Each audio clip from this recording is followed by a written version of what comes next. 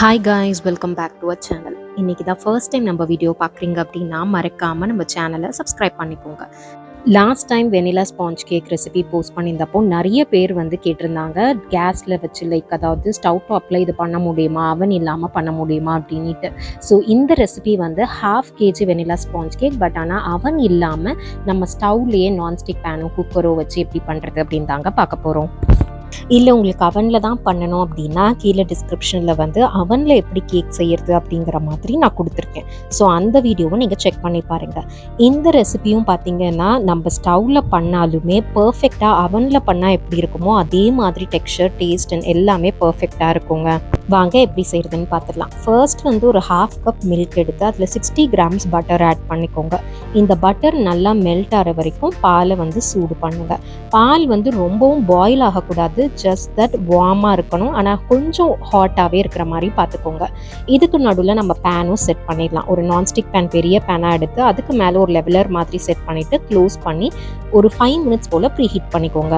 இப்போ ஒரு stand mixer எடுத்து 2 முட்டை ஆட் பண்ணிவிட்டு 3/4 கப் ஆஃப் சுகர் ஆட் பண்ணி நல்லா வந்து பீட் பண்ணுங்க. ஃபைன் சுகராக ஆட் பண்ணிக்கோங்க. ஏன்னா இதை நம்ம பீட் பண்ணும் போது அந்த சுகர் கிறிஸ்டல்ஸ் வந்து நம்ம ஃபீல் பண்ணக்கூடாதுங்க. அந்த ஸ்டேஜ் வர வரைக்கும் நம்ம இதை பீட் பண்ண போகிறோம். இந்த டெக்ஸ்சர் வரும்போது நல்லா இந்த மாதிரி கலந்து விட்டுட்டு லைட்டாக எடுத்து இந்த மிக்சரை ஃபீல் பண்ணி பாருங்கள். அதில் சுகர் கிறிஸ்டல்ஸ் வந்து உங்களுக்கு ஃபீல் ஆகக்கூடாது. அப்படி இருந்ததுன்னா பர்ஃபெக்ட் ஸ்டேஜ். ஸோ இப்போ 1 tablespoon வெனிலா எக்ஸ்ட்ராக்ட் ஆட் பண்ணிவிட்டு கூடவே ஒரு drop of pineapple essence add பண்ணிக்கோங்க. ஸோ இப்போ அகெயின் பார்த்தீங்கன்னா செக் பண்ணி பார்த்தீங்கன்னா கம்ப்ளீட்டாக அந்த சுகர் கிறிஸ்டல்ஸ் வந்து டிசால்வ் ஆகிருக்குங்க. நீங்கள் ஃபைன் சுகர் ஆட் பண்ணிங்கன்னா இன்னும் சீக்கிரமாக இந்த ஸ்டெப் வந்து நமக்கு முடியும். ஸோ இந்த ஸ்டேஜில் வந்து ஏற்கனவே 1 கப் மைதாவும் கூடவே 1 டீஸ்பூன் பேக்கிங் பவுடரும் சேர்த்து மிக்ஸ் பண்ணி வச்சுக்கோங்க. அதை வந்து இந்த மிக்சரோட ஆட் பண்ணிவிட்டு சைடில் எல்லாம் இந்த மாதிரி ஸ்பேச்சுலா வச்சு எடுத்து விட்டீங்க அப்படின்னா லம்ஸ் எதுவும் ஃபார்ம் ஆகாமல் பர்ஃபெக்டாக வந்து இது பேட்டர் ரெடி ஆகிடும். ஸோ இது கம்ப்ளீட்டாக மிக்ஸ் ஆனதுக்கு அப்புறமா நம்ம ஏற்கனவே சூடு பண்ணி வச்சிருக்க பால் அண்ட் பட்டர் மிக்சர் இருக்கு இல்லைங்களா, அதை வந்து நல்லா சூடாக இருக்கும் போதே ஆட் பண்ணிக்கோங்க. ஸோ ஆட் பண்ணிவிட்டு லம்ஸ் இல்லாமல் மிக்ஸ் பண்ணி விட்டுருங்க.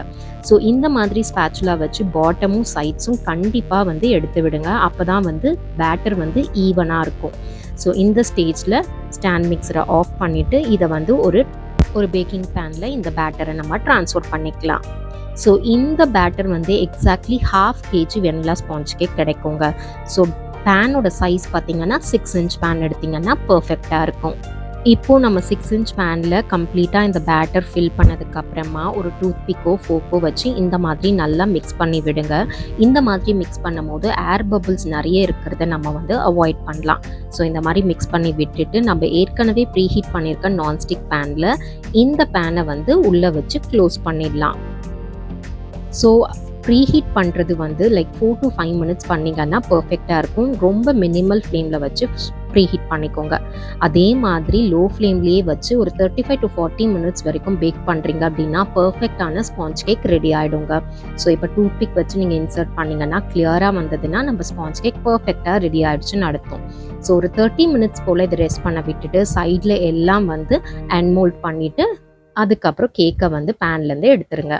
நீங்கள் ஸ்டவ்வில் பேக் பண்ணும் போது கண்டிப்பாக லோ ஃப்ளேமில் வச்சு பண்ணுங்கள். கொஞ்சம் மீடியம் ஃப்ளேமில் வச்சிங்க அப்படின்னாலும் சைட்ஸ் எல்லாம் பர்ன் ஆகிடும். ஸோ தட் உங்களுக்கு அந்த பர்னிங் ஸ்மெல் ரொம்பவே தெரியும்.